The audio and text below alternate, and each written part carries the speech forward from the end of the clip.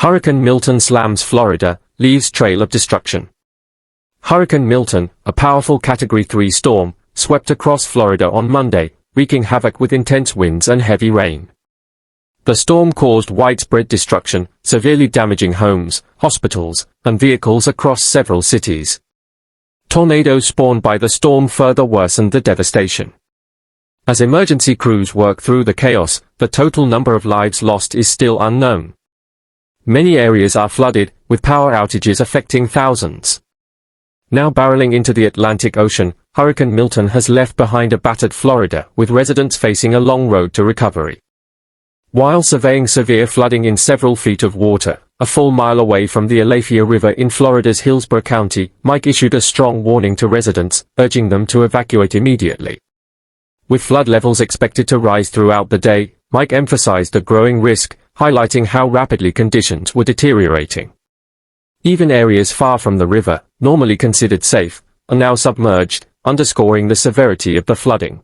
Mike pleaded the community to scared, now to avoid being trapped or facing more danger continues to rise. Local authorities are closely monitoring the situation, but residents are encouraged to prioritize their safety and heed evacuation orders. Florida is facing the aftermath of devastating floods caused by Hurricane Milton, which made landfall on Monday evening. The hurricane, classified as a Category 3 storm, brought torrential rain, storm surges, and powerful winds, leading to widespread flooding throughout the state. Coastal regions, especially in low-lying areas, bore the brunt of the floodwaters, while inland areas were not spared as rivers overflowed and drainage systems were overwhelmed. Residents are now dealing with severe damage to homes, businesses, and infrastructure.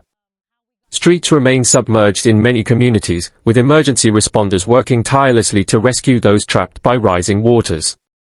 In some places, neighborhoods have been cut off completely, with boats being the only means of transportation.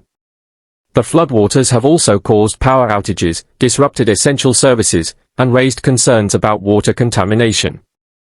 Local authorities have issued boil water advisories in many areas, warning residents of potential risks from compromised water systems.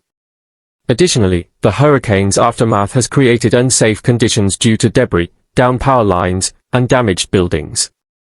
Floridians are beginning the daunting task of cleaning up, salvaging what they can, and assessing the full scale of the damage. Many have lost their homes, vehicles, and personal belongings in the flood, and the emotional toll is evident.